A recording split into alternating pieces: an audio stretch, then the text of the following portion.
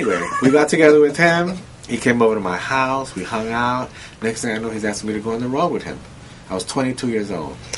So can you sing a little bit of the Fame song for us? Fame, think, what you want is in the limo. Fame, what you get is no tomorrow. Fame. All right. Yeah. And look, that's crazy. For a kid from the Bronx who steps out of the Apollo Theater, the first thing that I ever write is sandwiched between David Bowie and John Lennon. Now tell me about the John Lennon part. John Lennon was coming into town, and so we were in the studio recording some tracks, David and I, and when Lennon came to town, Bowie wanted to go out with him.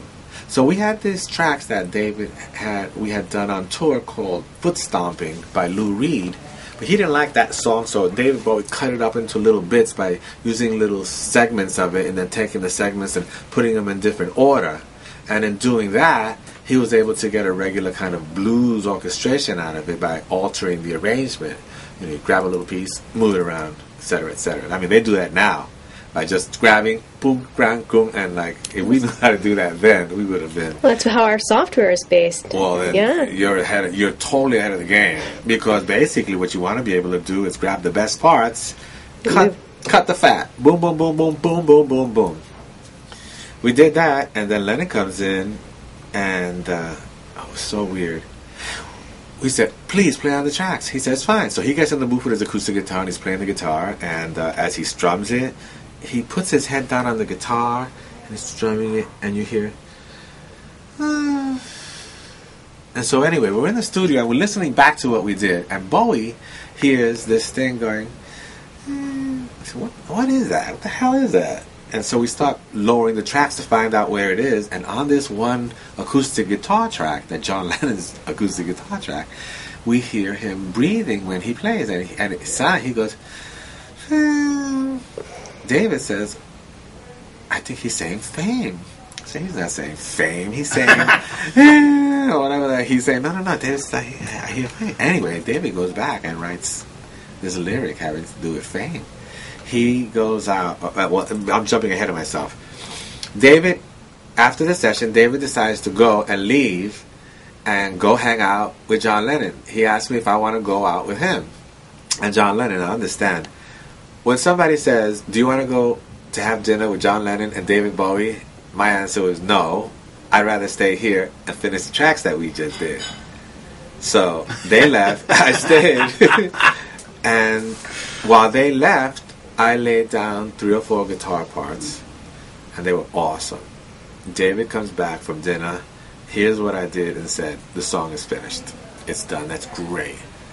That was it. And that's the way Fame came to be. Anyway, I stayed with David Bowie, and we recorded great albums from 1974 to 2002, something like that. And I was the musical director as well as being his writer.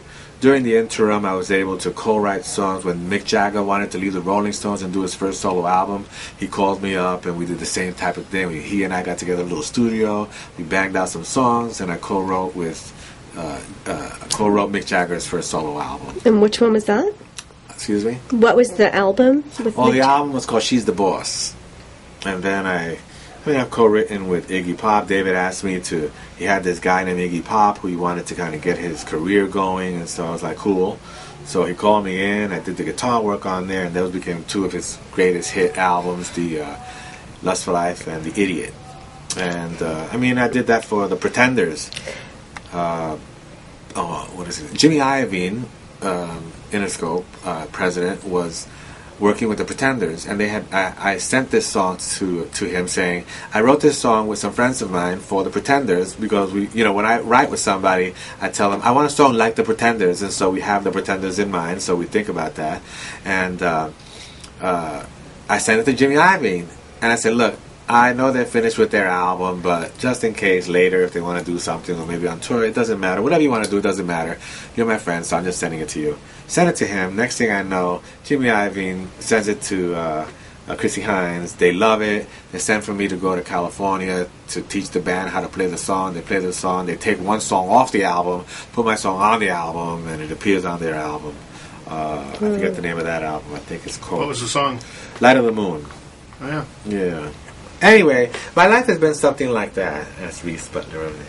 So, my life has been kind of like that. You know, I get called in. I've worked with people like... So what's next for you? What inspires you now?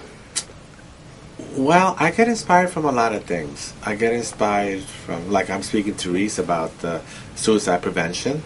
And so in doing that, I'm inspired to just try to write some type of theme song, some type of anthem. Inspiration without motivation, and motivation takes a vehicle. So sometimes you have to have the means to get that inspiration on a track, sometimes it's just talking into a tape recorder. Sometimes it's just, going home, maybe having a little home studio where you can throw some things together and get it out of your head. Why? As a songwriter, I hear a little melody. If I don't find a home for that melody's going to be haunting me for the rest of my day. It'll try to find itself into any song that I write. I have to find the home. Why? So they literally just, you start to think things up and you can hear it in your head. Yes. And then we have to go downstairs and I have to show you something. All right. Let's go do that and we'll continue this. All right. Okay.